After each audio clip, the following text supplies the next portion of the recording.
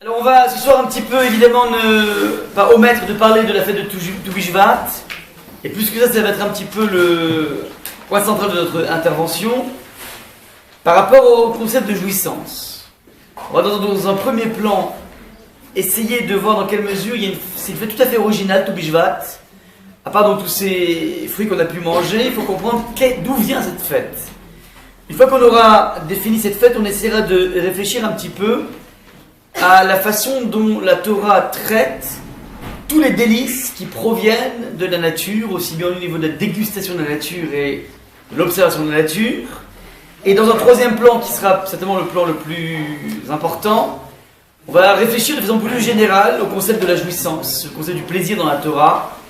Et qu'est-ce que nous propose la Torah en termes de relation au plaisir? Alors, première des choses qui est à faire remarquer sur la telle fête de Tu Bishvat, c'est qu'on a pas mal de fêtes dans le calendrier juif qui sont tantôt d'une inspiration toraïque, ça veut dire que Hachem, lorsqu'il a donné la Torah aux Bnei Israël, aux enfants d'Israël, il leur a dit, ben voilà, vous ferez à Pessah des matzot, à Shavuot vous ferez ça, à Sukkot vous ferez ça. Il y a des fêtes qui sont d'ordre toraïque. Il y a d'autres fêtes qui ont été apposées au calendrier, qui ont été imposées par les chachamim, par les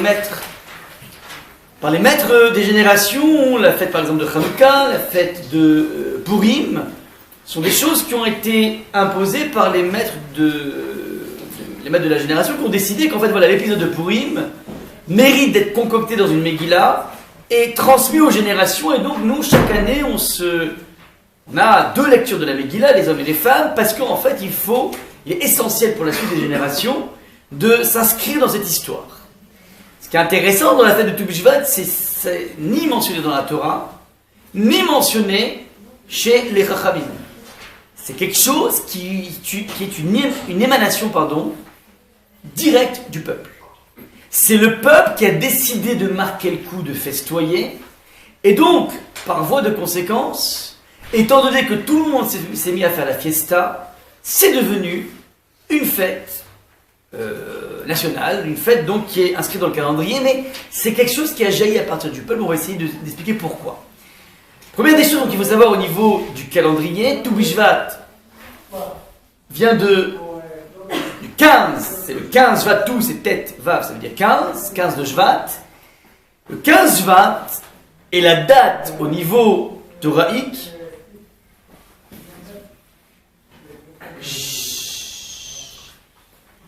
Le 15 Shvat est la date à partir duquel on commence au niveau de l'agriculture des arbres fruitiers à compter l'exercice du maaser. Je m'explique. Vous savez que chaque arbre fruitier qui pousse en Israël, est soumis à ce qu'on appelle un prélèvement. Lorsque je récolte, par exemple, 100 kilos de cerises, la Torah m'oblige à consacrer à peu près une série de prélèvements qui fait qu'au bout du compte, je n'aurai plus que 80 kilos pour moi. À partir des lois de la Torah, et dans les prélèvements, les 20 kilos à peu près de prélèvements, on va à la fois nourrir le Kohen, nourrir le Lévi, qui sont deux personnages dans la Torah qui, eux, n'ont absolument aucun contact avec la terre puisqu'ils n'ont aucune propriété foncière. Ils sont des personnes qui s'investissent beaucoup plus dans le temps que dans l'espace. Et donc il faut que la communauté prenne en charge leur nourriture, leurs besoins. Donc chaque personne qui avait un lopin de terre était censée consacrer une partie de la récolte au Kohen, au Lévi et puis aussi aux pauvres. Donc on avait un système d'auto-prélèvement du Kohen, du Lévi et des restos du cœur. Ça c'était ce qui était imposé à la base. Maintenant, pour pouvoir déterminer la quantité que je suis redevable, il y a une comptabilité qui commence à partir du 15 Shvat, donc c'est-à-dire d'aujourd'hui. Et la comptabilité est la suivante. Lorsque j'ai vu, donc c'est technique mais c'est très rapide, ne vous inquiétez pas, lorsque j'ai vu un bourgeon qui est en train d'éclore, et ce bourgeon a commencé à éclore juste avant le 15 Shvat, ce fruit qui va naître à partir de ce bourgeon sera considéré comme appartenant à l'exercice précédent. Vous avez des références comptables, mais enfin c'est simple. Ça fait partie de, un petit peu comme une facture d'une prestation qui a été faite le 15 décembre. On reçoit l'argent le 5 janvier. Alors on va intégrer, je ne sais pas comment on fait en comptabilité, on va dire qu'en fait c'est de l'argent qui concerne l'exercice 2014 et pas 2015. Je ne sais pas si ça marche comme ça ou pas, peu importe. Ben, c'est la même chose ici, ça veut dire un bourgeon qui pointe à un instant du 15, enfin avant le 15 Shvat, s'appelle l'exercice d'avant. Et un bourgeon qui pointe après, c'est l'exercice d'après. Ce qui fait que dans mon calcul des dons que je dois faire, eh ben, je pourrais avoir une ligne de démarcation très claire entre 2014 et 2015, entre 5175, et enfin entre avant tout Bishvat et après tout Bishvat. Ça c'est la théorie. Ça c'est ce que la Torah nous demande de faire au niveau d'une comptabilité des fruits. Jusque-là, il n'y a pas de fête. Maintenant, les Béné Israël ont décidé à ce moment-là de faire une grande fiesta. Et le Rav Moshe Feinstein pose la question, pourquoi, qu'est-ce qu'il y a d'extraordinaire là-dedans?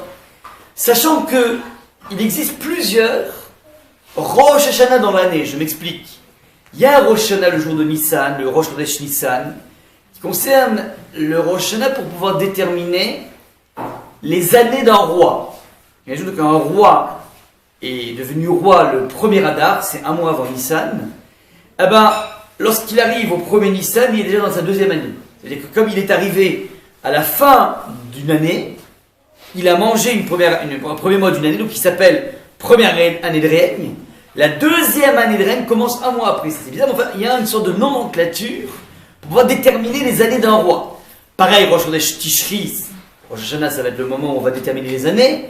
Il y a des moments dans lesquels à Rosh Chodesh Elul, on va déterminer, comment dire, le Maaser des Behemoth, ainsi de suite. Ça veut dire qu'il y a plusieurs jalons, il y a 4 jalons essentiels dans toute l'année. Le seul jalon qui a fait jaillir une fête, c'est la fête. Donc c'est la fête des arbres, donc Rosh Hashanah, c'est tout Bishvat. La question qui est posée par Rosh Hashanah, pourquoi? Pourquoi faire une fête au moment où tu définis le passage de N-1 à N, une sorte de 31 décembre? Quel est le sens ici? Alors le Rosh Hashanah donne une réponse tout à fait intéressante, qui va nous concerner là maintenant. C'est que, à partir du moment, et c'est ça la question qui est sous-tendue par lui, puisque de toutes les façons on a affaire à des gens qui sont enclins à donner. Parce que si tu as envie de ruser l'ordre de prélever pour le pauvre ou ne sais quoi, ou le Kohen ou le Lévi, alors tu peux toujours le faire. Un individu qui a envie de ruser, il ruse. C'est pas des impositions étatiques. Il n'y a pas un fisc au niveau religieux. Donc le bonhomme il est toujours en face de sa conscience. Si j'ai envie de donner au pauvre, je donne au pauvre, c'est une mitzvah. Et si j'ai envie de feinter, je peux feinter. Ça veut dire mettre une date d'exercice, c'est intéressant dans la comptabilité de l'ISF et de la comptabilité des IRPP, des impôts, parce qu'en fait on peut avoir affaire à des fraudeurs, donc il faut vérifier tout ça.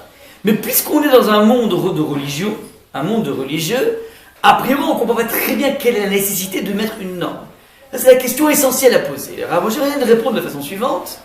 Il dit que mettre une norme, ça permet avant tout au propriétaire d'être dans une clarté par rapport à son chiffre, pas par rapport à son chiffre d'affaires, mais par rapport à son résultat net. Ça veut dire, à partir du moment où je sais le 15 Shvat, que j'aurai tant et tant à prélever et tant à garder, ça veut dire que dans toutes mes possessions, je suis en train de devenir, pour de bon, possesseur de mes possessions. C'est-à-dire, tout ce que j'ai pu gagner jusqu'à présent était sous-tendu à un prélèvement. À partir du moment où je commence à être clair, à partir de ce moment-là, je peux effectivement me connecter avec ma possession. C'est ça qui donnait à un individu une sensation de joie. Je vais donner un deuxième exemple par rapport à ça. On avait un jour étudié dans le cadre de Rambam un verset qui était assez bizarre. C'est le verset qui définit la relation que je dois avoir avec un pauvre qui me tend la main. Et le texte de la Torah nous dit Ki fatoa tiftach et yadecha ve'avet ta'aviteno demarsero asher yersarlo. Je traduis. Car ouvrir, donc tu ne devrais pas fermer ton cœur ni ta main, mais ouvrir, tu ouvriras ta main, et prêter, tu lui prêteras suffisamment de son manque qui manquera à lui. Désolé du charabia, mais c'est la traduction littérale du texte de la Torah. Donc je répète, mais prêter, tu prêteras à lui pardon, excuse-moi. Mais donner, tu donneras. Blanc, petit texte, excuse-moi. Mais ouvrir, tu ouvriras ta main à lui, et prêter, tu lui prêteras suffisamment de son manque qui manquera à lui. Vous prenez cette phrase, il y a au moins 14 anomalies grammaticales, syntaxe, place du complément d'objet indirect, une catastrophe. Une catastrophe. Chacune de ces catastrophes, on l'avait étudié à l'époque, les maîtres du Moyen-Âge posent toutes les questions qu'on serait amené à poser, et ils vont donner des réponses tellement fantastiques qu'on comprend pourquoi la Torah parle une sorte de charabia, parce que grâce à ce charabia, ça nous permet d'embrasser dans un seul verset tout ce qui se trame au niveau psychologique dans la relation donneur-receveur. Il y a plusieurs choses. Il y a d'abord la difficulté du donneur à s'arracher de ce qu'il a.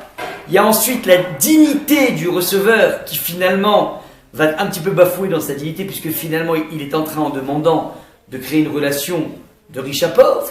Il y a ce qu'on appelle l'orgueil du donneur qui est en train de se dire mais finalement moi je suis riche, t'es pauvre. Il y a une foultitude de sentiments, de sensations, de ressentis qui se logent dans cette relation et que la Torah va mettre en exergue par le biais de toute cette phrase. Maintenant, j'ai pas le temps de faire un cours entier, on pourrait rester 1h30 là-dessus.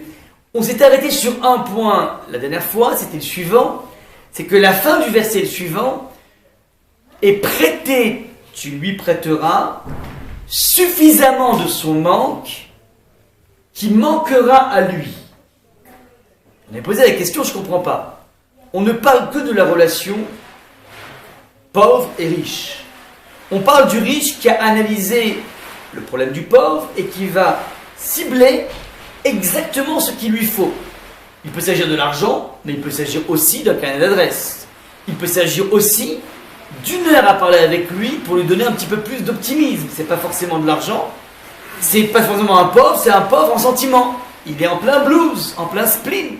Et donc, tu vas toi en tant que riche, parce que tu as de l'optimisme, lui donner quelque chose que tu as, ton optimisme, ton carnet d'adresse, ta joie de vivre, tes conseils, ton... Ouais. Maintenant, lorsqu'on te dit « et prêter, tu lui prêteras suffisamment de son manque », on a tout dit, ça veut dire que tu vas donner exactement ce qui lui manque.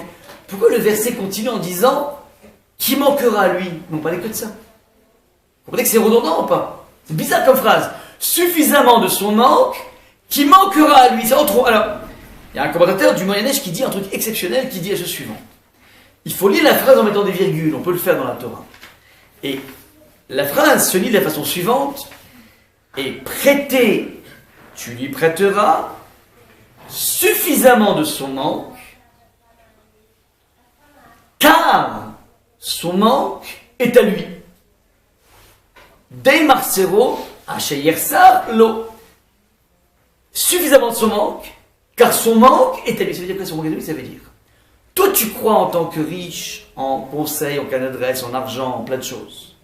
Tu crois que lorsque tu as réussi à analyser son problème, sa déficience sentimentale, son spleen, donc tu es quelqu'un qui est intelligent, qui est psychologue, tu as réussi à voir que ça va pas, et donc tu t'es proposé de l'aider, parce que tu as senti à quel point il est dans un désarroi. Une fois que tu as réussi à le sortir de sa panade, tu peux sentir un sentiment qui est le suivant. Bon, c'est sympa, j'ai quand même brûlé une soirée entière, j'avais prévu un super bon programme. Il m'a appelé, j'ai accepté de lui répondre et de l'écouter, s'est penché, je lui ai donné des super conseils, je l'ai recoaché. Dans ta tête, tu dis, ben, j'ai quand même fait, c'est vrai que j'avais une super soirée, j'avais prévu un super bon film à voir. Finalement, j'ai fait quelque chose de noble et je suis fier de moi. Et plus que ça, je suis content de moi parce que, grâce à moi, la personne va réussir à s'en sortir. Donc je pourrais, de façon tout à fait compréhensible, ressentir la joie de l'avoir sorti de la panade. Et avoir une certaine forme d'orgueil, mais un orgueil très bien placé, de se dire, finalement, j'ai brûlé une soirée, mais n'empêche que je suis vraiment quelqu'un de bien.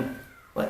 J'ai cette capacité dans ma vie de pouvoir arracher une partie de mes talents pour les donner à l'autre. C'est beau. Alors le texte de la Torah dit non, non monsieur, non madame.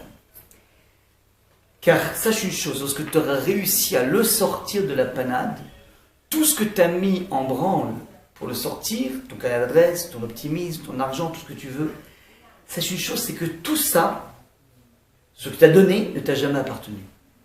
C'est quelque chose qui appartenait déjà à la personne qui l'a reçu.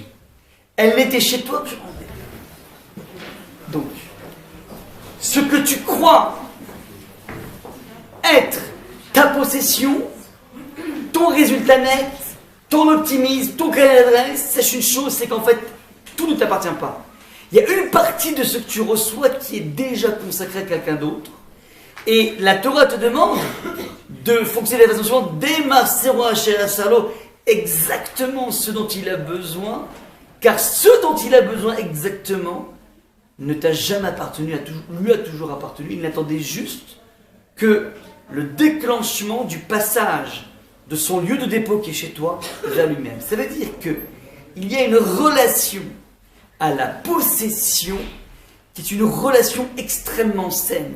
Dans tout ce que j'ai dans la vie, il faut bien comprendre que je suis considéré comme étant un trésorier d'une foultitude de talents qui m'ont été donnés pour que je profite de la vie, pour que je grandisse, pour que je m'équilibre, mais aussi pour que je redistribue aux personnes qui ont besoin. Et c'est une toute nouvelle psychologie de la relation à mes biens, de la relation à mes possessions. C'est un petit peu donc cette même joie qui se dégage du moment où tu te dis, voilà, j'ai enfin une clarté sur mon résultat net, ça veut dire ma possession ne m'appartient qu'à partir du moment où j'ai géré le souci de l'autre, l'autre qui ne peut pas avoir de champ puisque le Kohen et le Lévi. C'est intéressant, nous sommes la seule religion dans laquelle les hommes de Dieu sont des personnes qui ont absolument aucune espèce de propriété foncière. Regardez un petit peu à quel point l'Église s'est enrichie avec un patrimoine absolument colossal dans toutes les religions. Les curés, les prêtres sont tous des personnes qui ont des foultitudes de terrains. Nous sommes les seules personnes dont nos hommes de Torah, nos hommes de loi, nos hommes qui sont proches de Dieu, sont des personnes qui sont déconnectées de la matière et qui n'investissent que le temps. Ça, c'est donc le premier point. Deuxième point que je voulais vous dire ici, c'est, comment dire, une remarque du Meiri qui fait la remarque suivante. Quelle est la spécificité de cette fête?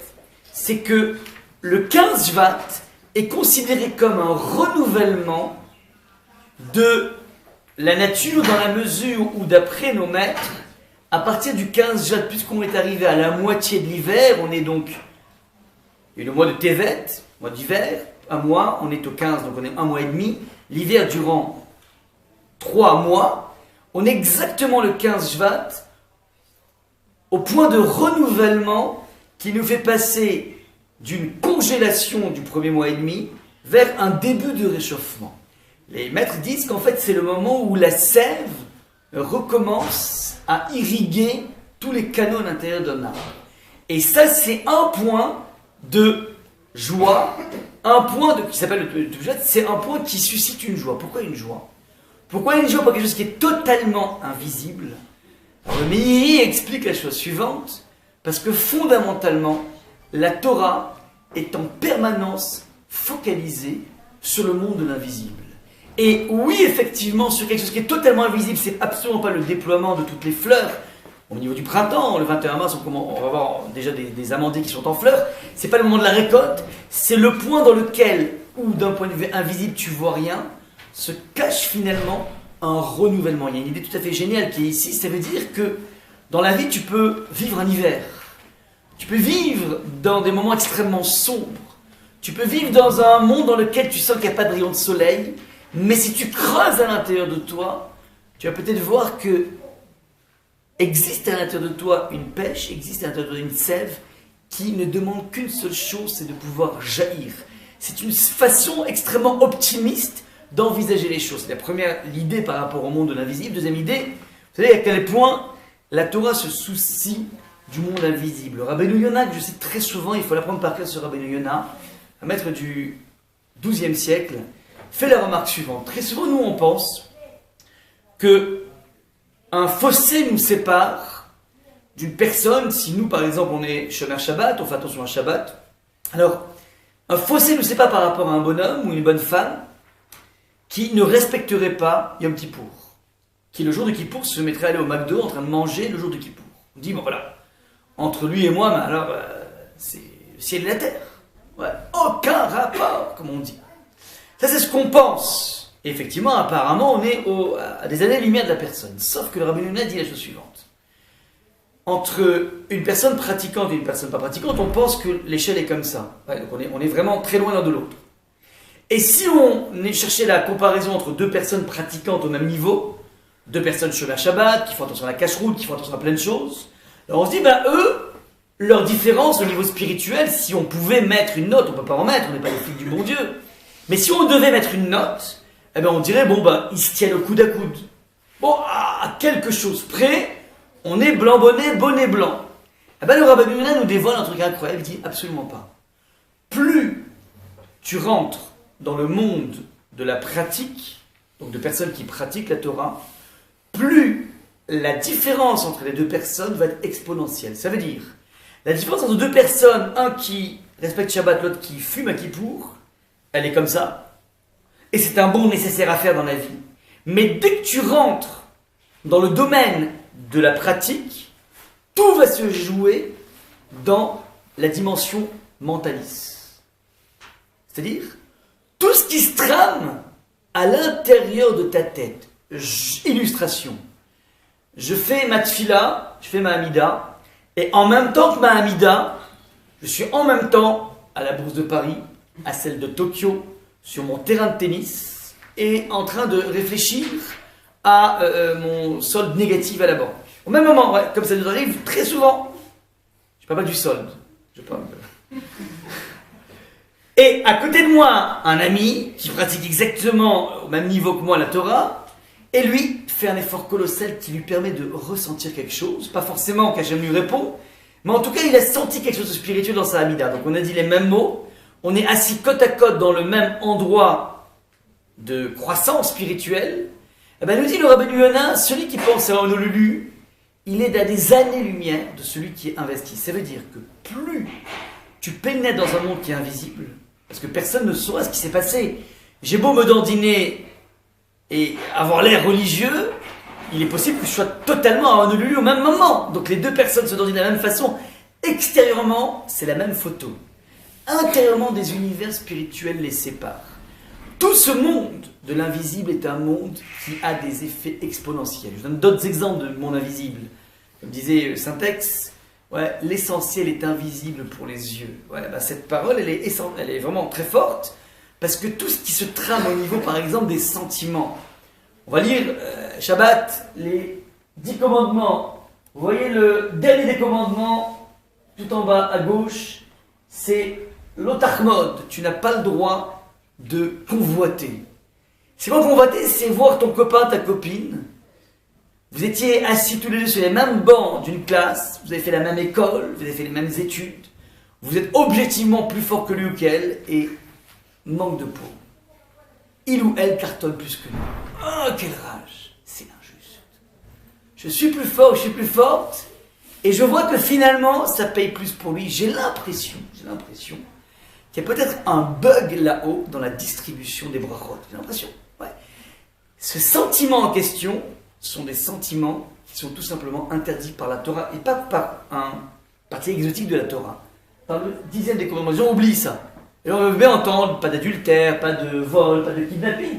Et on ne savent pas qu'en fait que la Torah interdit aussi la vengeance. Tu m'as fait un sale coup, ok. La vengeance est un plat qui se mange froid. C'est une réaction humaine, presque naturelle. La Torah te demande de combattre par rapport à ça. Il y a des techniques pour combattre, c'est pas évident, mais ce monde de l'invisible, parce que ça se voit pas quand on veut se venger, ouais, et tout ce qu'on ressent à l'intérieur de nous, tout ce qu'on se dit à l'intérieur de nous, toute la dimension hypocrite de notre être, c'est quelque chose qui est totalement invisible. On peut passer pour des gens très très bien, et être au fond, dit le Ramban, des gens profondément pourris à l'intérieur avec une magnifique façade. Tout ce jeu entre l'écorce de nous et nous-mêmes, c'est quelque chose qui a des incidences exponentielles au niveau spirituel. Ça, c'est le point essentiel. Donc, il existe une fête. Lorsque la nature elle-même est en train d'opérer un chamboulement interne et invisible, le peuple juif décide de marquer le coup et de mettre en place une fête. Regardez un peu comment c'est intéressant.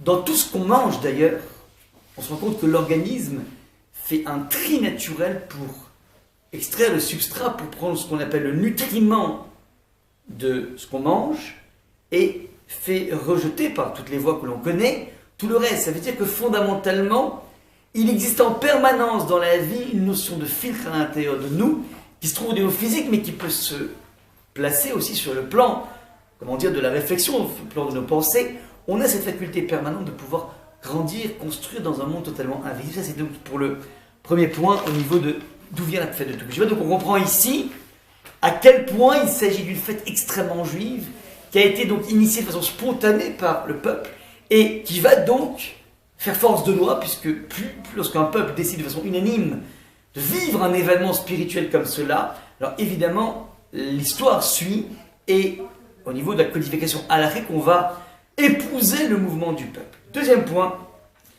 je voulais vous sensibiliser un petit peu à la façon dont la Torah a d'aborder toutes les formes de délices qui se trouvent au niveau de la nature. Voilà des choses qu'il faut bien comprendre, c'est que dans une quête de spiritualité, c'est vrai que la Kadosh Baruch Hu se dévoile dans la nature par 3 canaux.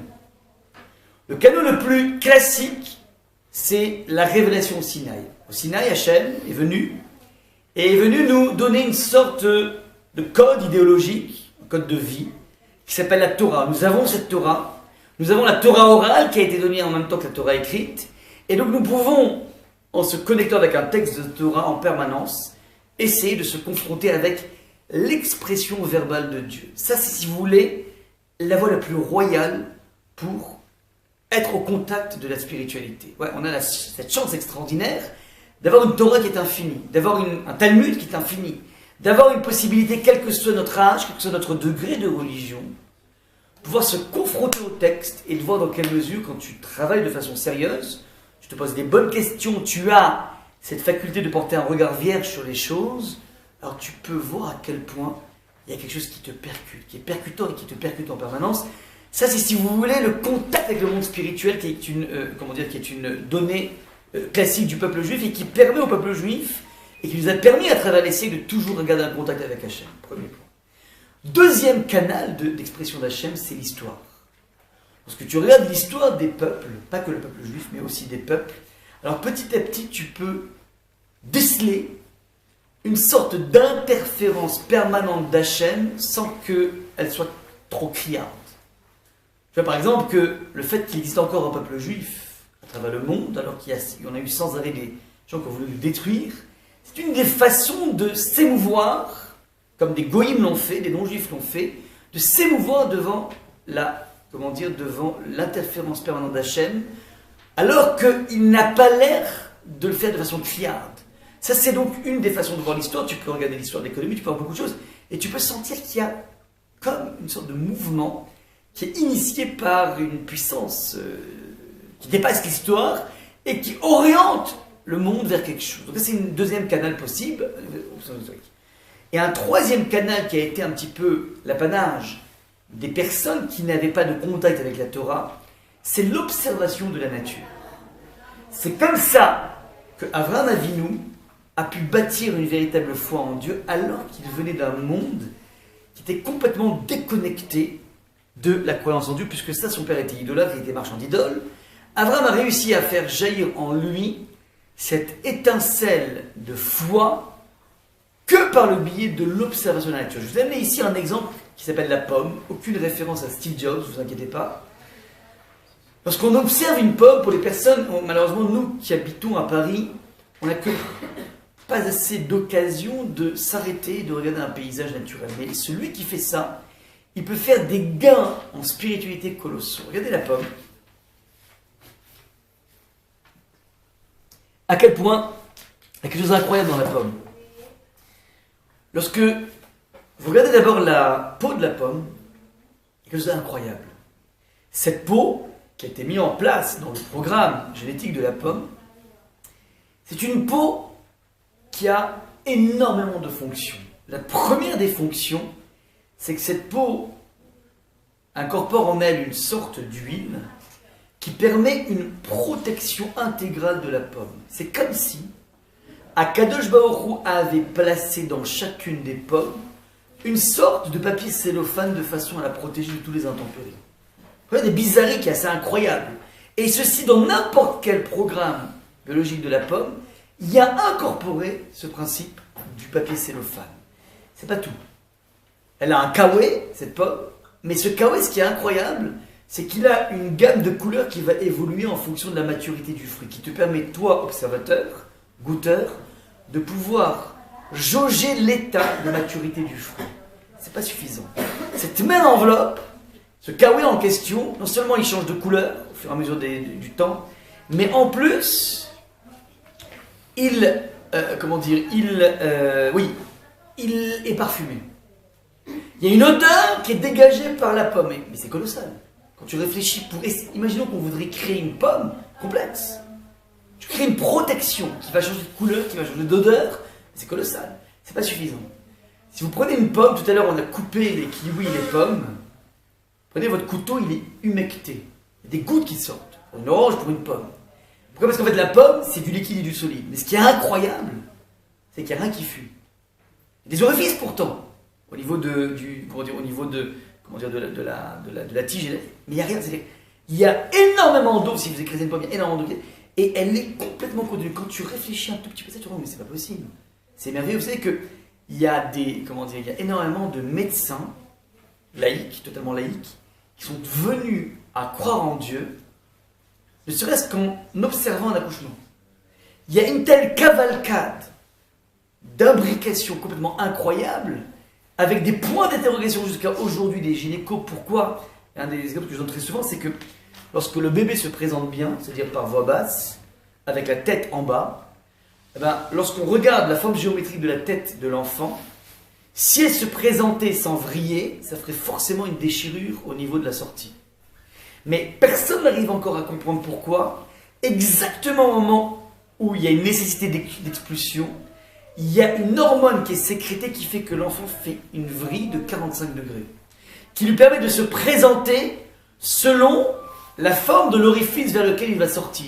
Mais ça fait partie des miracles incroyables auxquels aucun gynéco ne peut expliquer pourquoi exactement au moment où on en a besoin, l'hormone est sécrétée, une sorte de feedback positif, mais que personne n'arrive à comprendre. Alors une personne comme ça, tous les mécanismes, après on dit mais c'est pas possible, il y a un créateur.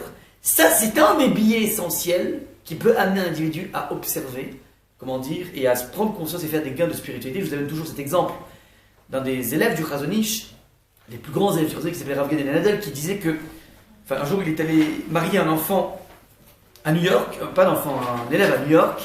Il est parti donc de Lod, Tel Aviv, parti à New York, et pour revenir de New York à Tel Aviv, alors il est passé par le Brésil. Alors un de ses élèves pensait que c'était une sorte de tzaddik comme ça qui ne connaît pas la map monde, qui ne connaît pas la géographie.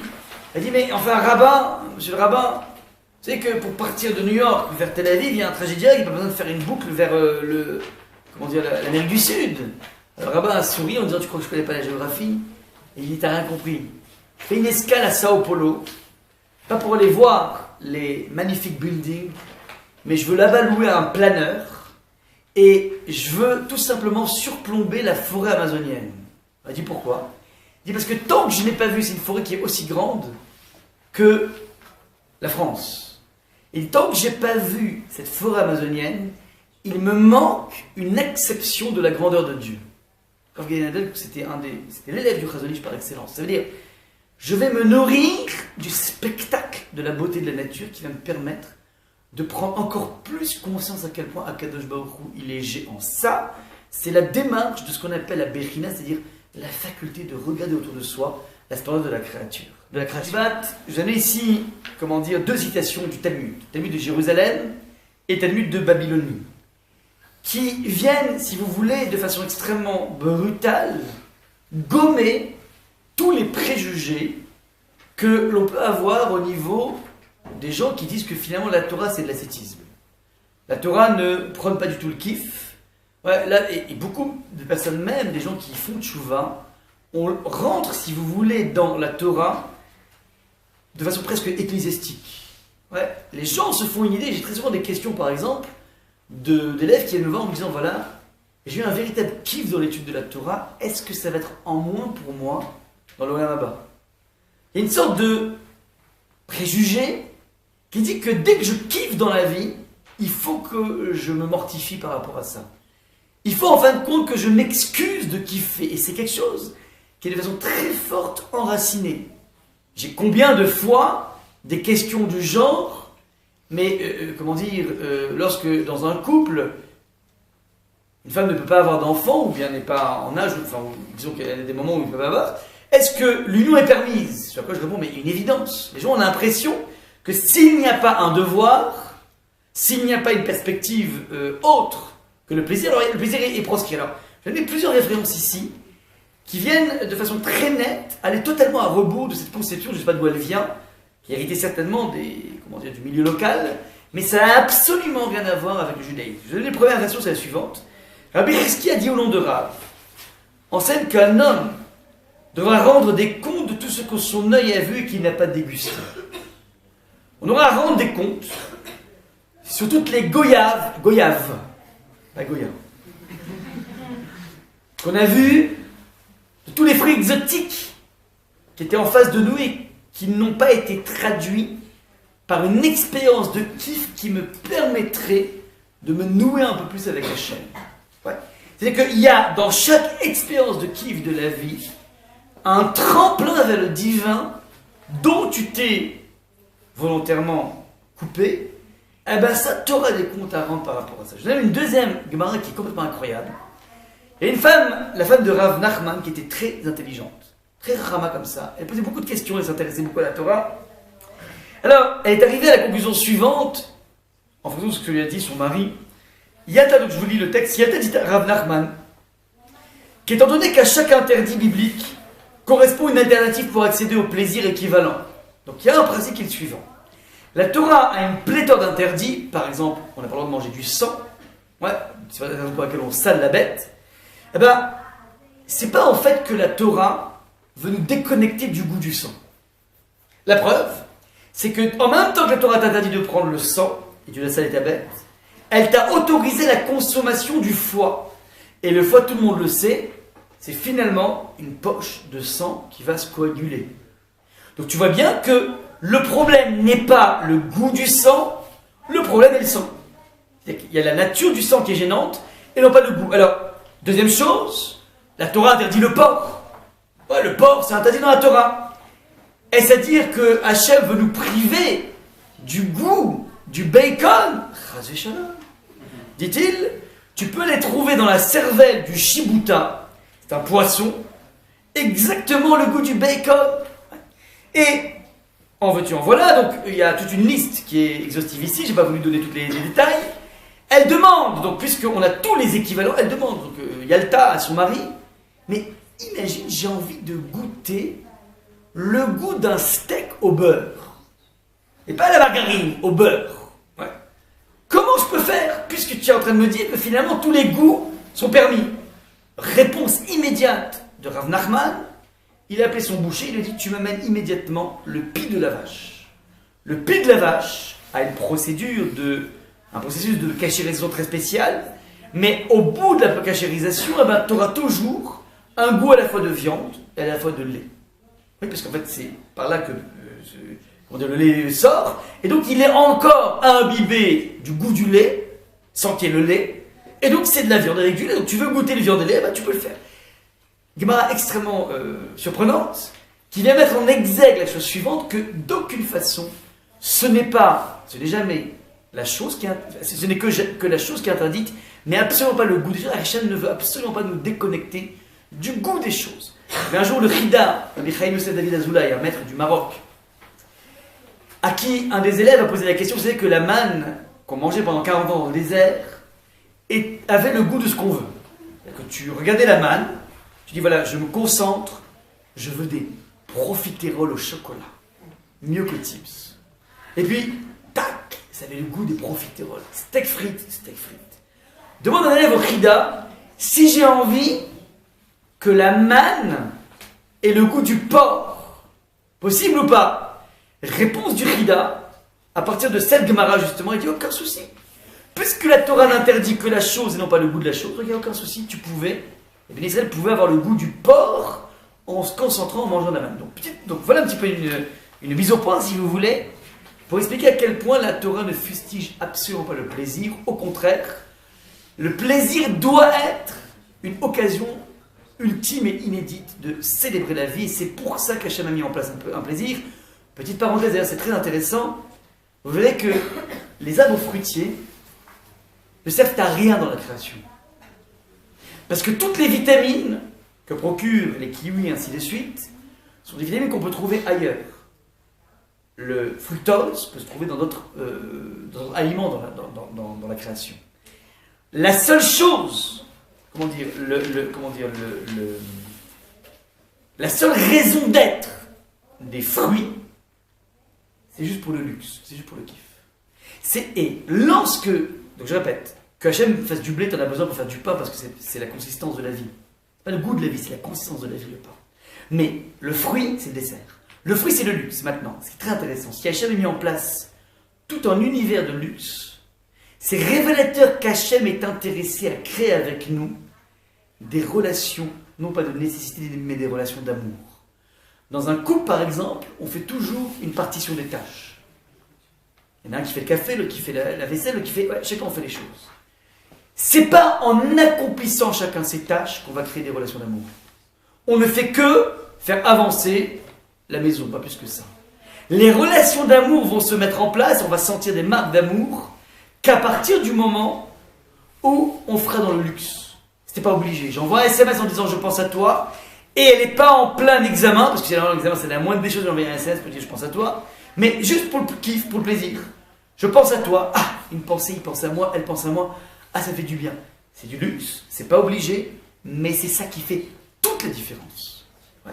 Surprendre par un petit cadeau, un petit smile, quoi que ce soit, c'est là que va se loger l'essentiel de la vie sentimentale et amoureuse d'un couple. Ce n'est jamais dans ce qui est normal. Ouais, mais je te prête la voiture pour aller au métro. Ouais, ça c'est normal, c'est moins des choses. Ouais, on ne peut pas faire autrement. Les choses, et pareil dans l'éducation des enfants. L'enjeu ne va pas être simplement d'aider un enfant à faire des maths, parce que c'est normal. On ne va pas le laisser avec des zéros. Ouais, et de l'habiller, et de le nourrir, et de le dire. L'enjeu va être au moment où je vais faire quelque chose de gratos, qui n'est pas obligé. C'est la caresse que je lui fais, c'est le sourire que je me force à lui donner. C'est pas obligé. On peut élever les enfants sans sourire, en étant mécanique, technique. Être capable d'ajouter de la chaleur dans le monde de la nécessité, c'est là que va se loger l'essentiel d'une relation réussie à tous les niveaux. Donc, lorsque je vois qu'Akadosh Baruch Hu a mis en place un monde dans lequel il y a une pléthore d'occasions de kiffer, ça veut dire qu'Akadosh Baruch Hu est en train de me faire des clins d'œil pour me dire je t'aime. Et si moi, je passe à côté de ces clins d'œil, c'est comme si un individu qui amène des roses, les roses on met à la poubelle. On envoie un SMS, on bloque les SMS. Alors on a coupé totalement la possibilité d'épanouissement sentimental à l'intérieur de deux personnes. C'est la même chose qui se trame ici. Cette histoire de non-nécessité des arbres fruitiers, ça me rappelle étrangement un film que j'avais vu il y a, on va dire, facilement 25-28 ans. Un film qui s'appelle Soleil Vert, je ne sais pas si vous vous en rappelez de ce film. Un film très intéressant au niveau philosophique. En fait, c'est un film de science-fiction dans lequel on présente un monde qui s'est déconnecté de toutes les sources d'énergie. Il n'y a plus d'électricité, il n'y a plus d'argent, il n'y a plus rien. Donc un monde qui est dans un état d'apocalypse. Et il existe une poignée d'individus qui ont encore quelques ressources. Et ils ont monté une usine qui s'appelle le Soleil Vert, dans lequel on prend des individus qui sont à deux doigts de mourir, des personnes qui vivent dans un monde totalement desséché. On leur propose, juste avant de mourir, de voir un film magnifique de la beauté de la nature, des fans qui courent dans la montagne, des ruisseaux qui courent, donc il y avait des images absolument magnifiques, féeriques. La vieille personne passe un moment mais inoubliable juste avant de mourir. Après, les personnes donc, devaient les tuer, je ne sais pas comment ça se passait, et ils prenaient leur corps et ils transformaient leur corps en petites particules de soleil vert qui étaient donc la nourriture de l'époque. Et c'est quoi l'idée qui est incroyable? C'est de dire que finalement, les personnes moyennant un plaisir visuel qui va les transporter, une émotion, vont donner tout ce qu'ils ont à l'intérieur de eux pour pouvoir nourrir une société qui s'est tout simplement desséchée, qui s'est tout simplement déconnectée du monde du plaisir. Et, petite parenthèse, ce petit soleil vert était largement suffisant, un petit peu comme les rations des cosmonautes. Il n'y a pas besoin de fruits, de bananes du tout. Tu prends des petits comprimés, ça suffit largement. Le monde aurait pu être un monde mécanique de la sorte. Hachem a décidé de mettre en place un monde de jouissance, justement, pour pouvoir créer des relations encore beaucoup plus puissantes. Ça, c'est donc le deuxième point essentiel. Maintenant, je vais donner une phrase, donc, une citation, d'un des plus grands maîtres de la Kabbalah qui s'appelle Rabbi Moshe Chaim Luzzatto. C'est un des maîtres de la Kabbalah. Il est de 18e siècle à Venise. Il a écrit plusieurs œuvres qui ont cette particularité d'être à la fois des œuvres qui sont faciles d'accès, mais qui sont d'une profondeur complètement inouïe. Alors, donc c'est la phrase d'introduction au premier chapitre, qui dit la chose suivante. Alors, je vais donner ma traduction personnelle. Le problème avec ce type de grand maître, c'est qu'on pourrait faire des cours de 1 heure sur chacun des mots qu'il a utilisés. Ouais, donc je ne pourrais pas faire ça sur... On va juste prendre un petit peu l'ébauche de ce qu'il a mis. Il dit la chose suivante. Le fondement de la piété est la racine du service intègre repose sur une clarification chez l'individu de son devoir dans ce monde et vers quoi il doit placer son regard et son but dans tout ce qu'il peine tous les jours de sa vie. Donc, première des bases dans la vie, quand tu veux avancer. Alors, première des choses, être capable de pouvoir clarifier, authentifier. Il y a deux verbes qui sont utilisés, chacun à son poids. Quand tu clarifies, ça veut dire qu'intellectuellement, ça fonctionne.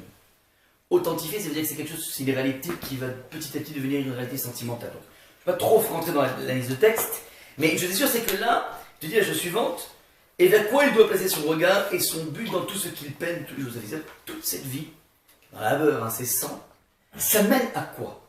Tu dis, réponse. Nos sages nous ont enseigné que l'homme n'a été créé que pour se délecter et pour jouir de l'éclat de la présence divine. C'est en fait le plaisir ultime et le plus grand délice parmi tout ce qui existe. Donc, je répète ce que dit en substance le Rav Moshe Chaim Luzzatto. Il dit que fondamentalement, quand tu regardes toutes les gammes de plaisirs qui se trouvent dans le monde, on va faire une nomenclature si vous voulez, tu verras que fondamentalement, l'homme a été créé que pour une chose, c'est le kiff. C'est le but même de l'existence. Maintenant, quel kiff, donc, de quel kiff qui lui parle, il pose comme presque un axiome que le kiff ultime, c'est la proximité avec le Créateur. On va essayer d'expliquer, donc la partie du cours maintenant est là pour essayer d'expliquer ce que veut dire Rabbi Moshe Chaim Luzzatto. Alors, j'ai une image. Lorsqu'on voyage dans un avion, il y a plusieurs classes. On va imaginer comme ça un grand Boeing 747, dans lequel vous avez donc évidemment la première classe. Alors, évidemment, tout le monde aimerait être en première classe, ça coûte très cher. Tu as un siège grand, large, personnel, tu as un steward ou une hôtesse qui est toujours avec des petits soins. Comment? Tata, télé, personnel, ouais, c'est tranquille. Ça, c'est ce qu'on appelle la première classe. Tu as ce qu'on appelle une deuxième classe, on n'appelle pas ça la deuxième classe, on appelle ça la classe affaires, parce que ça fait un petit peu ringard de voyager en deuxième classe. On appelle ça la classe affaires, en fait, bon, c'est les gens qui ne peuvent pas se payer la première classe, évidemment. Tu as ce qu'on appelle ensuite une troisième classe, c'est au fond de l'avion, au début vous arrivez, donc vous passez pas par là, tac, vous êtes tout au fond. On appelle la classe économie. Ouais. Économie, c'est alors ça c'est intéressant, ils ont mis économie, c'est dire les gens, ouais, moi je voyage de façon utile, je voyage de façon pas à claquer de l'argent n'importe comment, donc tu donnes une certaine forme de noblesse à la personne. Vous pouvez imaginer une quatrième classe, ce serait donc les personnes qui ne peuvent pas se payer l'économie, qu'on leur propose une sorte de petite strapontin dans les soutes à bagages. Et t'as la dernière classe, c'est on te jette une corde à l'armée et tu essaies de t'accrocher avec un skateboard pour tenir à la roue de l'avion et tu essaies d'avancer comme ça. On imagine donc comme ça que 5 classes. 3 règles par rapport à ces 5 classes de voyage. 3 règles. La première, c'est qu'il n'y a pas de troc possible. Ça veut dire qu'un bonhomme qui se trouve en première classe, il ne troquerait jamais une minute chez lui pour beaucoup plus de voyages en deuxième classe. En classe, qu'on appelait classe affaires. Ça veut dire que dès que je suis dans une portée, d'aucune façon on peut inverser les portées. Je vous donne au niveau très simple. Un bonhomme qui meurt de faim et qui a une grande sensibilité artistique, il ne troquerait pas un bon gueuleton pour une visite au Louvre. Bien qu'il adore le Louvre, mais à l'instant T où il est là, il a besoin de façon essentielle de se nourrir. Donc en fait, il ne pourrait pas troquer. Tu dis quoi? Je te donne pas à manger si tu vas au Louvre. Je peux pas, ça ne m'intéresse pas. Ouais. C'est-à-dire qu'il y a en permanence une règle qui est la suivante, on ne peut pas troquer les classes. Deuxième règle essentielle, Parmi les, comment dire, le monde des plaisirs, il y a énormément de contrefaçons. Je m'explique. Évidemment, la sexualité est un plaisir. Les excès de sexualité, pornographie et ainsi de suite, sont évidemment une contrefaçon qui amène un individu, dans toutes les formes d'excès, et ceci est valable pour n'importe quel type d'excès, qui amène un individu, au lieu d'avoir une énergie supplémentaire, au contraire avoir un visage extrêmement dévalorisé de lui-même, une sorte de déprime, une auto-déprime. Et ceci est valable pour n'importe quel type d'excès au niveau donc des plaisirs, de quel que soit le type de plaisir qui puisse exister. Ça veut dire que existe, si vous voulez, en permanence une façon d'aborder le plaisir de façon construite ou bien d'aborder de façon totalement détruite. J'ai amené une fois, je vais passer ici ou ailleurs, lorsque, Parachat dans la Torah qui dit que quitter la milchama lorsque tu iras en guerre, et imaginons qu'un bonhomme, un des officiers, craque devant la beauté d'une des captives. La Torah prévoit un cas tout à fait simple. C'est vrai, donc on va essayer de calmer le jeu. Donc on va donner une sorte de moratoire de 1 mois durant lequel la captive en question est censée ne pas se faire belle pour essayer petit à petit de calmer la personne dans ses ardeurs. Puis si au bout d'un moment on voit que le bonhomme il craque totalement pour elle, alors la Torah prévoit un cas dans lequel ils vont se marier ensemble. Donc c'est assez intéressant au niveau des commentateurs. On se rend compte que d'après certains commentateurs, on n'autorise qu'une seule union avec la femme. Demande les commentateurs, les sociaux, je ne comprends pas. Mais si le bonhomme il a craqué, tout simplement parce que il était épris par elle. Pourquoi? Ce qui fait qu'il a craqué pour la première fois, il veut faire qu'il va craquer pour la deuxième fois. Donc pourquoi? Le principe est suivant, c'est-à-dire normalement il ne devrait pas aller avec cette captive. La Torah préfère lui donner un cadre permis de façon à ce qu'il ne transgresse pas. Donc le cadre c'est une seule fois. Il dit mais je comprends pas, mais si le bonhomme a craqué pour la première fois, mais évidemment il sera amené, même si tu lui enlèves le cadre, à craquer pour la deuxième fois. Donc c'est une question qui est posée. Et les commentateurs répondent de façon magnifique la chose suivante. Fondamentalement, il existe dans le domaine des plaisirs, en permanence, une différence majeure entre le fantasme associé au plaisir, c'est-à-dire le plaisir qu'on escompte, et le plaisir qu'on a effectivement. C'est-à-dire qu'il y a toujours une différence relativement colossale entre tout ce que l'on mise et le retour sur investissement effectif. Le bonhomme dans le domaine du régime, qui va craquer sur une bouchée de chocolat, il sait très bien qu'il ne devrait pas le faire. Maintenant, au moment où il craque, il est submergé par le plaisir que pourrait lui donner cette bouchée de chocolat. Donc, une fois qu'il croque, alors c'est pas qu'il n'a pas de plaisir, il y a du plaisir, c'est évident. Mais il voit tout de suite la différence colossale entre ce qu'il misait et ce qu'il avait effectivement. Ben, c'est pareil dans tous les domaines de plaisir. Et donc, on dit à la personne, une fois, on peut imaginer qu'il est totalement submergé par ces fantasmes, qui sont venus tout simplement occuper le territoire de toute ta personne. Mais la deuxième fois, tu dois au moins avoir la lucidité de calculer, de faire un calcul très comptable qui s'appelle « j'espérais ça, je me retrouve avec ça, waouh ». Et donc c'est quoi la résultante? C'est tout ça de frustration. C'est-à-dire que finalement, c'est un système qui abîme l'individu, abîme de l'intérieur parce que fondamentalement, il ne le nourrit pas au niveau du bonheur qu'il escompte. Donc là, c'est la dérive possible.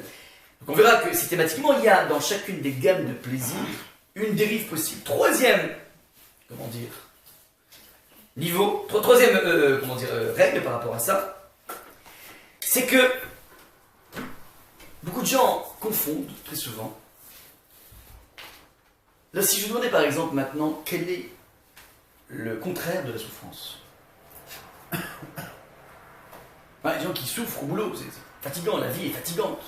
Éduquer les enfants, c'est une expérience qui n'est pas forcément facile. C'est quoi, c'est quoi l'inverse de la souffrance? Le plaisir. Les gens pensent que le plaisir, en fait c'est faux. La facilité. Non, c'est l'ennui. C'est le confort. Et c'est là que se trouve la première perversion de croire qu'un monde sans souffrance est un monde de plaisir, alors qu'en fait c'est un monde juste, indolore. C'est un monde confortable, qui ne veut pas dire que ce soit un monde de plaisir. Il n'y a de plaisir qu'à partir du moment où il y a de l'effort. Le véritable plaisir, il est forcément intimement lié à l'effort, au travail, au labeur. No pain, no gain. No pain, no gain. Thank you. No pain, no gain. C'est comme ça. Mais c'est un principe, mais sacro-saint. Prenez des joueurs d'une équipe de basket, Les bonhommes, ils sont là, ils font des acrobaties incroyables. Les handballeurs, ouais, les mecs, ils ont 38 ans, je sais pas comment ils trouvent l'énergie. 38 ans, c'était des stars, les bonhommes. Comment ils arrivent à vaincre toutes les limites du corps humain? Ouais, on n'a pas vu. Pas Jimmy Connors en tennis, il n'y a personne qui a dépassé 38 ans. C'est incroyable, non, c'est incroyable. Et les bonhommes, ils sont, le handball est beaucoup plus actif qu'un tennis. C'est une balle humaine, mais là c'est beaucoup. Comment ils font? Les bonhommes, ils sont là, ils sont capables de mobiliser une énergie incroyable. Pourquoi? Parce qu'en fait, cette souffrance en question, c'est du gain direct. Donc il y a une équivalence entre souffrance égale énergie. Cette énergie, c'est ça qui va m'amener à ce plaisir. Ouais. Maintenant, tu leur proposes de faire le même scénario, les mêmes sauts, tu leur dis, on t'enlève juste la balle. On peut une minute. Non, je peux pas, j'ai trop mal. Tant que tu n'as pas en permanence la possibilité de goûter au plaisir qui est induit par la souffrance, alors, si tu n'es pas conscient de ce plaisir, alors évidemment la vie est une souffrance incroyable. Donc, il y a 3 principes, je vous rappelle. Premier point, on ne peut pas échanger les gammes de plaisir. Deuxième point, il n'y a pas de troc. Donc, pas de troc. Deuxième point, ça demande un investissement. Troisième point, il faut faire attention à toute la contrefaçon. On va commencer maintenant à repartir dans le voyage. Je commence par le 5e niveau. Ouais, les personnes qui sont accrochées à cette corde avec des rollers derrière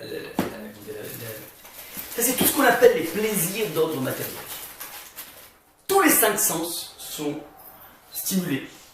Tu peux voir un spectacle magnifique, te remplir un spectacle magnifique, tu peux écouter une musique qui te transporte, tu peux goûter quelque chose de génial, tu peux tâter quelque chose, un habit magnifique avec une texture incroyable. Ouais.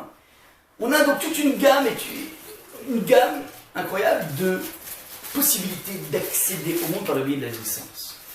Ce qui est intéressant ici, c'est que si je goûte de façon mesurée, je sens que c'est quelque chose qui va me donner de l'énergie dans ma vie, si par opposition je décide d'avoir un excès par rapport aux choses, alors au contraire, c'est un piège assez incroyable qui fait que l'individu va s'engluer, et comme je disais tout à l'heure, il va avoir une vision extrêmement dévalorisée de lui-même. Au lieu d'utiliser ça comme un dynamisme, il va petit à petit sombrer dans un danger assez incroyable. Ça veut dire que cette première gamme de plaisir nous oblige à trouver un bon ratio. Maintenant, d'aucune façon c'est un ascétisme. Pourquoi c'est pas un ascétisme?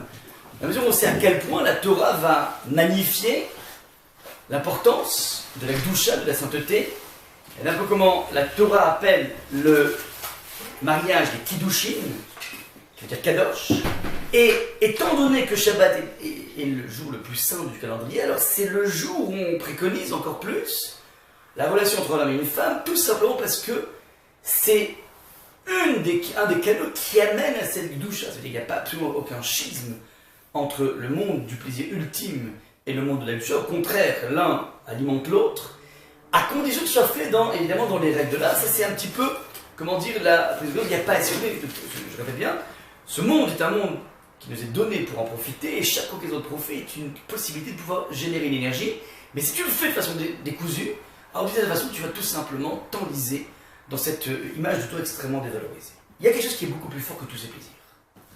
Beaucoup plus fort que ces plaisirs. Qui dépasse ça, c'est ce qu'on appelle la 4e classe. C'est ce qu'on appelle l'amour.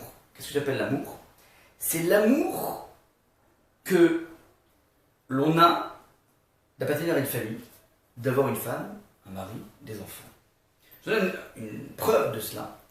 C'est que, imaginons qu'un bonhomme, dans sa vie, il essaie d'amasser, comme beaucoup le font, un pactole de façon à être à l'abri.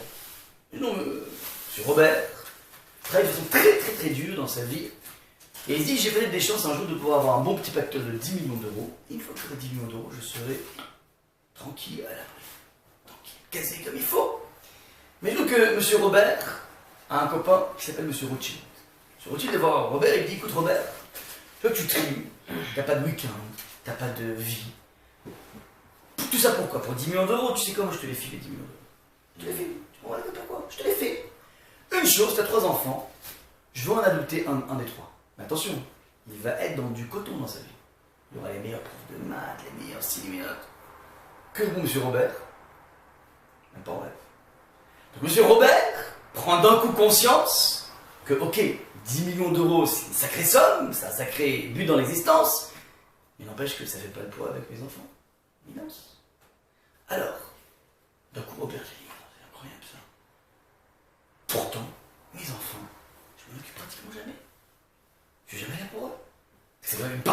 qu'il y a quelque chose qui est infiniment plus important que le but de ma vie, qui s'appelle mes enfants. Et pourtant, je suis jamais avec eux. Donc, qu'est-ce que fait Robert? Il a passé le côté, il dit écoutez, voilà, je pars pour 15 jours en vacances. Vous bloquez tous mes rendez-vous, il n'y a plus de rendez-vous, vous vous reportez à quand vous voulez. Voilà. Tout content, Robert, il dit voilà, je vais enfin m'occuper de mon pactole, de mes trésors. Donc, il commence une journée comme ça. Après 10 minutes à se coincer les doigts dans le maniement de la poussette, une journée passée au parc. Après la gestion de la bataille d'eau dans la baignoire, après la gestion aussi des jetés de boulettes à l'intérieur de la douche, il va enfin, endormir les enfants. Une fois qu'il aura raconté 10 fois une histoire de Dora l'exploratrice et que sa fille ne dort toujours pas, c'est épuisant. Il rappelle sa secrétaire et il dit vous savez quoi, je vais écourter mes vacances, j'ai une possibilité d'écourter. Qu'est-ce qui se trame chez lui? Il y a une réalité évidente que les enfants c'est infiniment plus que toute la fortune, mais il ne sait pas les aimer. Il ne sait pas les aimer. Même ordre d'idée, c'est intéressant l'amour. Dans la société occidentale, on se rend pas compte à quel point les mots disent quelque chose. Un jour, Robert marchait au clair de lune, il a rencontré Catherine. Il n'y a pas de Robert et de Catherine ici, j'espère. Donc Robert a rencontré Catherine, et puis d'un coup, pendant qu'ils marchent tous les deux, il y a Cupidon qui arrive avec un archer et sa flèche, et tac, il transperce le cœur des deux. Robert et Catherine. Robert et Catherine vont se marier. Et puis Robert travaille très dur dans sa vie pour rembourser l'hypothèque de la maison. Et puis donc ils travaillent comme ça, ils ont des enfants, ils ont construit une maison, et puis une bagnole. Et puis Robert en travaillant très dur, est toujours au contact de sa secrétaire, on va l'appeler Cunégonde. Et puis, sans faire exprès, au fur et à mesure, proximité après proximité, d'un coup, Cupidon débarque, et tac, il envoie une flèche entre Robert et Cunégonde. Et puis, Robert rentre à la maison en disant écoute, chérie, je te quitte. C'est pas de ma faute, c'est Cupidon qui a frappé. Je suis tombé amoureux. C'est génial cette expression. Comme tu tombes dans un précipice. Ça veut dire, je suis presque passif là-dedans. Qu'est-ce qui se trame ici? Ça, c'est une des dérives, du monde de l'amour, dans la mesure où le bonhomme, effectivement, tombe amoureux s'il ne serait pas marié. Mais à partir de ce moment-là, il y a tout un travail à mettre en place qui va être cette faculté de pouvoir faire émerger l'autre, et tout un travail colossal qui est en train de mettre mis en place, auquel Robert n'a absolument rien misé, et donc il est à la merci de n'importe quel Cupidon. Ça, c'est ce qui se trame dans le danger du plaisir du deuxième ordre. C'est un plaisir dans lequel personne ne pourrait troquer, contre 10 millions de dollars, un seul enfant. Mais il n'empêche qu'on ne sait pas forcément les gérer, c'est très intéressant. Ben en hébreu, c'est le fils. Et Ben vient de la racine sémantique, binyan qui veut dire construction. Les enfants, c'est la chose la plus constructive qui existe, et en même temps la chose la plus destructrice qui existe. Ça dépend comment on le prend. En tout cas, une chose est sûre, c'est que c'est une plateforme, c'est une rampe de construction, de destruction. C'est pas, tu peux pas rester neutre. Ça, c'est le quatrième niveau. Je donne ici d'ailleurs le verset, c'est très intéressant. Lorsqu'on parle de Adam et Chava, le texte nous dit Adam, il a Adam et Chava. Il a connu Chava. Tu connais Chava, dit Rashi, ils ont une relation ensemble. Intimement. Mais on appelle ça connaissance, ça veut dire que c'est le point de départ pour gravir la connaissance de l'autre dans tous ses recoins. Sensibilité, l'aspect sentimental, l'aspect intellectuel. Et ça, c'est tout l'investissement qu'on met en place dans un couple, et qui, dans la société occidentale, qu'on veuille ou pas, est quelque chose qui passe extrêmement sous silence. Donc ça, c'est le quatrième niveau. Il y a quelque chose qui dépasse de très loin les enfants, et l'épouse et le mari. De très loin. Tu sais quoi? Troisième niveau du plaisir, c'est donner un sens à sa vie. C'est quoi donner un sens à sa vie? Je vous donne un exemple. Imaginons qu'une personne soit avec sa femme et ses enfants, dans un avion avec un réserve, il y a des terroristes qui arrivent, et qui disent soit on veut tuer les gens, soit on vous tue. Soit on tue vos enfants. Soit vous tuez les passagers, soit je prends votre enfant et je le tue. Une personne normalement constituée aura énormément de mal à s'exécuter. C'est-à-dire que, pourquoi? Parce qu'il y a une notion d'éthique, il y a une notion de morale qui me permet de définir que le sang de l'autre vaut moins que le sang des enfants. Qui me permet. C'est pas le droit. Étant donné que je suis inscrit dans une éthique et dans une morale et dans une conception de la vie, j'ai ici, je suis en train de montrer ici que le sens de la vie est tout simplement en train de dépasser les relations les plus fortes qui puissent exister. Ça dépasse. On dit toujours dans la Torah que un individu qui n'a pas un sens dans sa vie pour lequel il est prêt à se sacrifier totalement, c'est qu'il n'a pas commencé à exister. Il y a une notion vers laquelle on doit tendre, il y a une idée vers laquelle on doit, une idéologie vers laquelle on doit tendre, et si on l'a pas, ça veut dire qu'on n'a pas commencé à vivre. Ça c'est donc un principe, ça c'est un plaisir d'un troisième niveau. Troisième niveau, c'est au niveau de, en partant par le bas. Maintenant, très souvent, pardon. Non mais de pédagogie, quand on a une idéologie, c'est faux, mais ça te permet Ça te nourrit pas, mais ça nourrit ta vie. Ouais. Donc évidemment, il faudra avoir un métier. Tu peux pas te cantonner dans la vie juste à avoir une idéologie. Mais si tu n'as pas au moins cet objectif, je donne un exemple. La plupart des gens s'arrangent dans la vie pour ne pas être des gens mauvais. On tue pas, on vole pas du terre, ainsi de suite. Toute la liste des choses qu'il faut faire. Combien de gens sont vraiment mus pour être quelqu'un de bien? Je donne un exemple très intéressant. Un jour, un Américain qui a voyagé ici à Paris, bateau mouche, visite classique, d'un coup, il voit un bonhomme qui tombe à l'eau. Le bonhomme, il ne sait pas nager. L'Américain, d'un coup, une et deux, il se jette comme ça, avec son portable, il rentre, il prend la personne. La scène, toute verte, visqueuse, avec des odeurs de poisson mort. Le bonhomme, il commence à nager, puis il essaie de le cramponner, il attache, il l'amène, il le prend comme ça, en même temps, il boit la tasse, c'est absolument écœurant. Mais évidemment, il va faire d'état d'âme, puisqu'il est en train de sauver quelqu'un, il le prend, il le sauve. L'Américain retourne dans son hôtel, avec cette odeur de poisson pourri qui le colle à la peau, il prend une quinzaine de douches, il demande aux personnes là-bas, donnez-moi plein de shampoing, bref. Il prend ses valises, il dit, je ne remets plus jamais les pieds ici. C'est terrible, Paris, c'était terrible pour moi. Tu l'interroges 30 ans après, tu lui demandes, vas-y, raconte-moi un peu tes expériences dans toutes les villes que tu as vues, Miami, Malibu, et tout ce que tu veux, ouais. Le bonhomme, il sera pas revenu au bout de 30 ans, quelque chose de délicieux. J'ai sauvé un individu sur la scène. Ça veut dire que on est capable de prendre conscience de notre grandeur en différé, tellement plus simple d'avoir une obsession de quelqu'un de bien, d'ores et déjà dire, mais c'est sur le moment, le président devrait être en justice, c'est terrible. Il devrait, après coup, tout de suite se dire, mais c'est exceptionnel. J'ai fait la chose la plus belle de ma vie, j'ai sauvé quelqu'un dans la chose. Vous vous rappelez Alfred Nobel, prix Nobel. Vous savez d'où ça vient le prix Nobel? Alfred Nobel. Qu'est-ce qu'il a amené à consacrer une partie de sa fortune pour récompenser les meilleurs physiciens, les meilleurs mathématiciens, pas les mathématiciens, comment? Non, mais les Fields, effectivement. Fields, pardon, mais les Fields. Mais les gens qui ont fait quelque chose pour le monde, pourquoi? Vous savez pourquoi? Une anecdote. Lorsque son frère est mort... Il était chimiste, Nobel, non? Il était chimiste, c'est lui qui a inventé la dynamite. Ouais. Lorsque son frère est mort, le journaliste s'est trompé, il a mis la nécrologie, enfin il a mis la biographie de Alfred Nobel, et non pas du frère de Alfred Nobel. Et il a vu marqué, donc, dans sa nécrologie, qu'Alfred Nobel est quelqu'un qui a inventé la dynamite, ainsi de suite. Et d'un coup, il prend conscience, voilà, c'est ça que j'ai fait dans ma vie. J'ai fait dans ma vie quelque chose qui permet de détruire de façon absolument colossale. Le bonhomme, qu'est-ce qu'il a mis en place? Il a mis en place, donc à partir de ce moment-là, il dit, bah, ok, je vais mettre en place un système dans lequel on va construire. Ça, c'est l'obsession de Alfred Nobel. Donc, je vous ai marqué ici le principe du pas mauvais et bon, ça veut dire que dans la vie, il faut avoir une véritable objectif d'être quelqu'un de bien. Il y avait donc une deuxième histoire que je vais vous dire, c'était l'histoire de aux États-Unis, le camion de la Brinks avait mal fermé leurs portes. Vous vous rappelez ou pas cette histoire? Donc, il y avait plein de sachets de billets de $100 qui sont tombés. Il y a $1 million qui ont été évaporés comme ça parce que Ils ont juste mal fermé. Pardon, ils ont un petit problème comme ça. Donc, évidemment, tous les passants se sont donnés à gogo, puisque les billets étaient là. Il y a un des passants qui est revenu le lendemain à la banque, il a amené un sachet avec $50 000 dedans.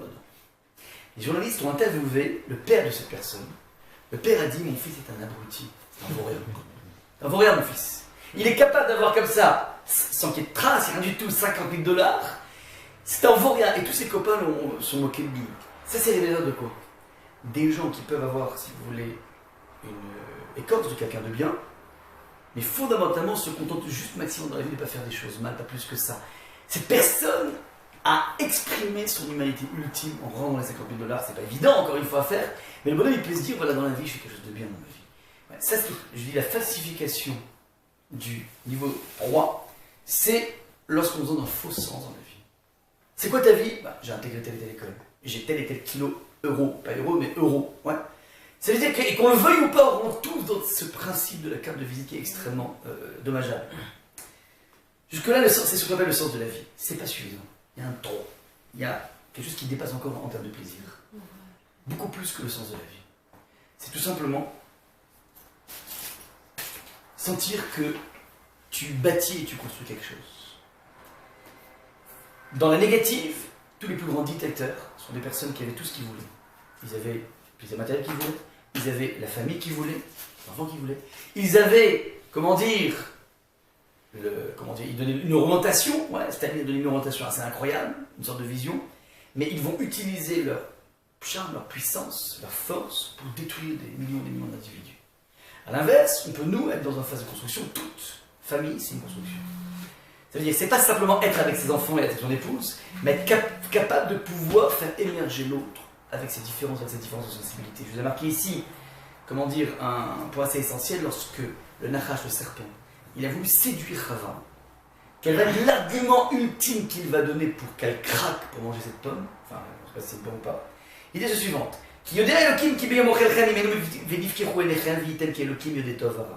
Car Hachem sait que du moment où vous mangerez ça, vos yeux seront dessillés et vous serez comme Dieu. Ça veut dire que tu as un pouvoir de devenir Dieu.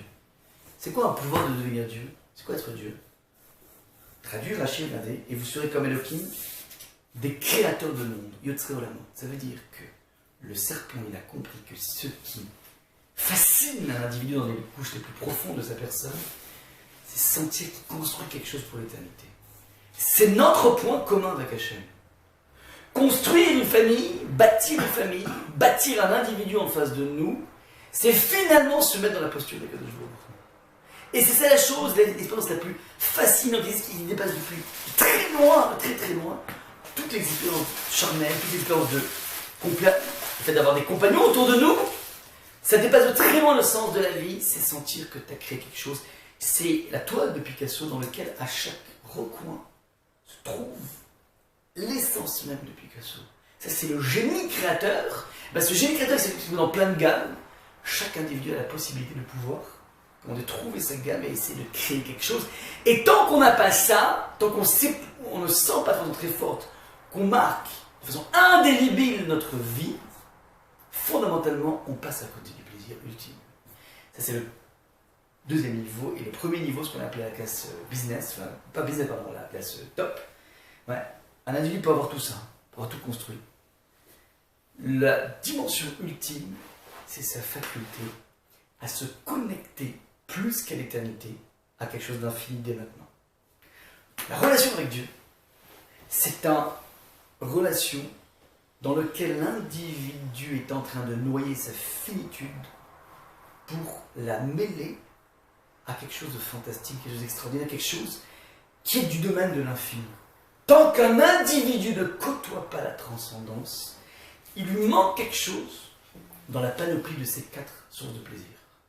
Un bonhomme peut être super accompli, avoir construit tout ce qu'il a fait, mais tant qu'il n'a pas eu ce contact avec l'infini dans sa quotidienneté, il est tout simplement déconnecté d'une partie essentielle du plaisir. Et c'est ça que veut dire en fait le Messie Charim. Le Messie Charim veut te dire la chose suivante, que fondamentalement tu peux regarder toutes les douleurs que tu mets en place dans ta vie, toutes les peines que tu peux avoir pour arriver à quelque chose.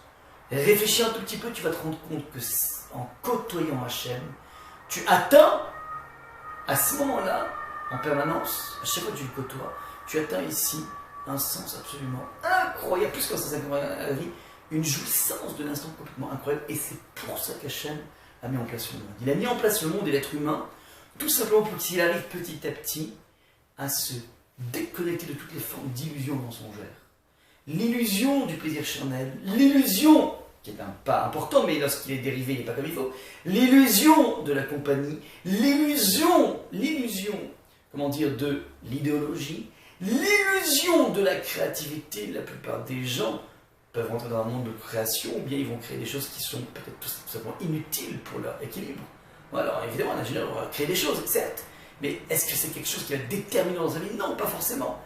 Et tu as un 5e niveau, donc cette faculté de pouvoir rencontrer Hachem, cette rencontre avec Hachem, c'est ça en fait qui donne à un individu une énergie absolument colossale. Je finis, parce que j'ai un petit peu empiété sur le temps, je finis comment dire, sur ce point.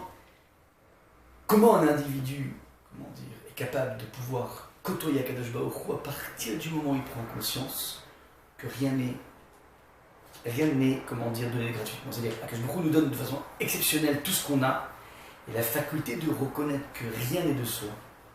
Parce qu'on rentre dans un monde de la gratitude, à partir de là, petit à petit, on arrive à palpiter par rapport à Akadosh Baruch Hu. On avait parlé beaucoup de la puissance du merci, c'est ça, ça veut dire la prise de conscience que j'ai une finitude, il est infini et il me distille en permanence. Rentrer dans cette reconnaissance, c'est là qu'on côtoie le merci.